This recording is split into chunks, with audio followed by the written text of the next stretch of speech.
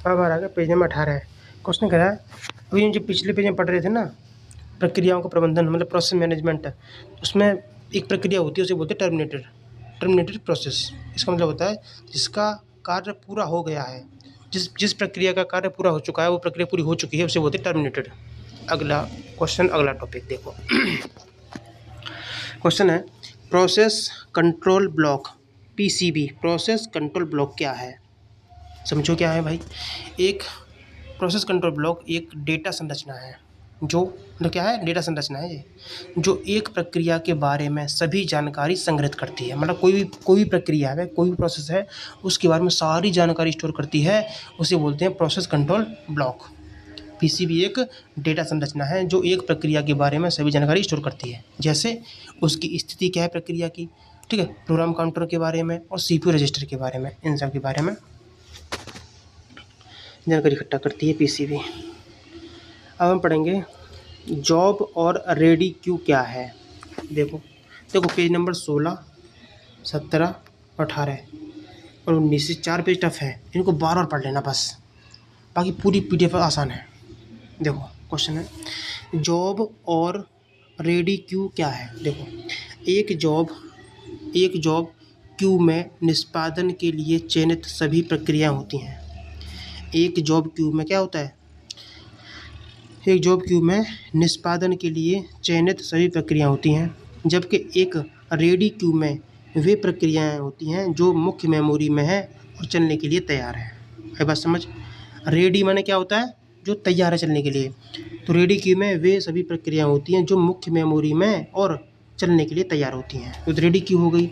और job queue क्या है, इसमें वे प्रक्रियाएं होती हैं जो निष्पादन के लिए सभी, मतलब इसमें निष्पादन के लिए सिलेक्ट की गई सभी प्रक्रियाएं होती हैं। जॉब क्यू में क्या होता है, वो सारी प्रक्रियाएं होती हैं जिनको चुना गया है निष्पादन करने के लिए, ठीक है। और रेडी क्यू में वो होती हैं जो तैयार हैं चलने के लिए मेमोरी में, ठीक है। अब आगे देखें, प्रिमिटिव और नॉन प्रिमिटिव स्टार्ट हो गया। प्रिमिटिव शेड्यूलिंग और नॉन प्रिमिटिव शेड्यूलिंग में क्या अंतर है, तो पहले प्रिमिटिव देखते हैं।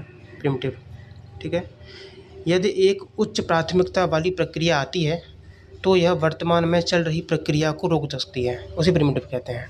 मतलब प्रिमिटिव में क्या होता है, सबसे पहले हम उच्च प्राथमिकता वाली प्रक्रिया को करते हैं और बाकी की प्रक्रिया वेटिंग में चली जाती हैं, इंतजार करती हैं, वो रुक जाती हैं मतलब। और नॉन प्रिमिटिव में क्या है, एक प्रक्रिया तब चलती है जब तक वह पूरी नहीं हो जाती या अवरुद्ध नहीं हो जाती, भले ही एक उच्च प्राथमिकता वाली प्रक्रिया आ जाए। मतलब ये कहना चाह रहा है, नॉन प्रिमिटिव में क्या होता है, मतलब जो प्रक्रिया चल रही है ना, चाहे वो कैसी भी हो, पहले वो पूरी होगी, उसके बाद दूसरी प्रक्रिया चालू की जाएगी, चाहे वो कितनी प्राथमिकता वाली हो, चाहे उच्च प्राथमिकता वाली चाहे निम्न प्राथमिकता वाली। समझ में आया। एक प्रक्रिया तब तक चलती रहती है जब तक वो पूरी ना हो जाए या अवरुद्ध ना हो जाए, भले ही चाहे वो उच्च प्राथमिकता वाली क्यों ना हो, ठीक है ना। नहीं, प्रिमिटिव में ऐसा नहीं है। प्रिमिटिव में सबसे पहले आप उच्च प्राथमिकता वाली को पहले करोगे, लेकिन नॉन प्रिमिटिव में ऐसा नहीं है।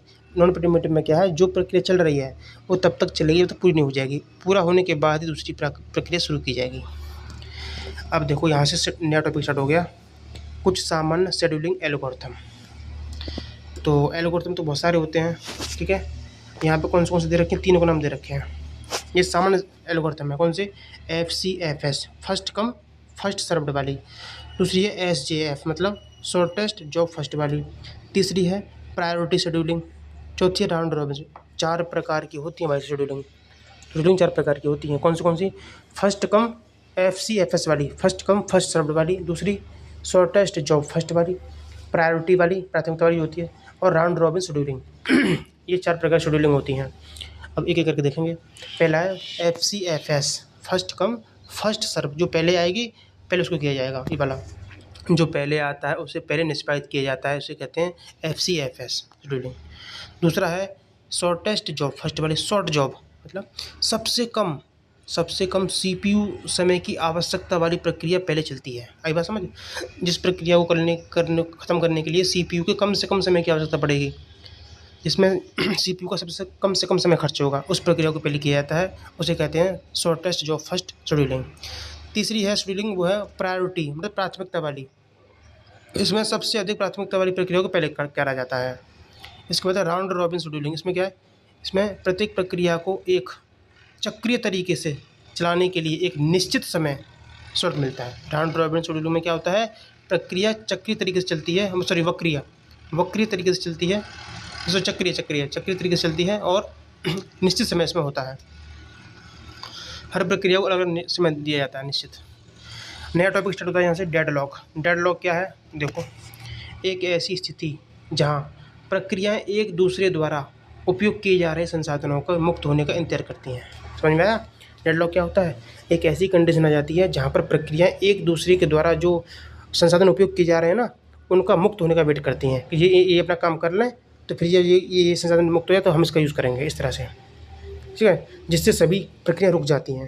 ये डेडलॉक कहलाता है। डेड हो गया, पूरा लॉक हो गया सब कुछ, मतलब प्रक्रियाएं एक दूसरे का इंतजार करती हैं कि इनसे संसाधन फ्री हो जाएंगे तो फिर हम अपनी प्रक्रियाओं को करेंगे।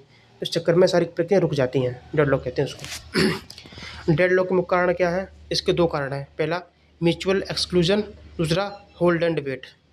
डेडलॉक के दो कारण होते हैं भाई साहब, एक तो म्यूचुअल एक्सक्लूजन और होल्ड एंड वेट, दो कारण होते हैं। तो म्यूचुअल एक्सक्लूजन क्या है, एक संसाधन का उपयोग एक समय में केवल एक प्रक्रिया ही कर सकती है।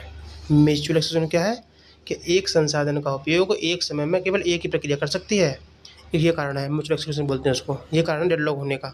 दूसरा कारण क्या डेडलॉक होने का, होल्ड एंड वेट, मतलब होल्ड और वेट। देखो, एक प्रक्रिया एक संसाधन को पकड़ रखती है और दूसरे का इंतजार करती है, इस कंडीशन में भी डेडलॉक हो जाता है। अब देखो आगे नया टॉपिक मेमोरी मैनेजमेंट के बारे में पढ़ेंगे। ये क्या होता है, मेमोरी प्रबंधन, मेमोरी मैनेजमेंट। तो मेमोरी मैनेजमेंट प्रक्रिया और उनके डेटा के लिए मेमोरी स्पेस आवंटित करती है। मेमोरी मैनेजमेंट क्या करता है, प्रक्रियाओं और उनके डेटा के लिए मेमोरी स्पेस आवंटित करती है। इसका उद्देश्य सिस्टम के प्रदर्शन को बेहतर बनाना और मल्टीटास्किंग का कुशल बनाना है। मेमोरी मैनेजमेंट क्या है भाई, मेमोरी का मैनेजमेंट करना, मतलब उसकी स्पेस को बांट देना सब प्रक्रियाओं के लिए, ठीक, और साथ में क्या करना, मल्टीटास्किंग को कुशल बनाना, ठीक है। और इसका उद्देश्य क्या होता है, सिस्टम के प्रदर्शन को बेहतर करना।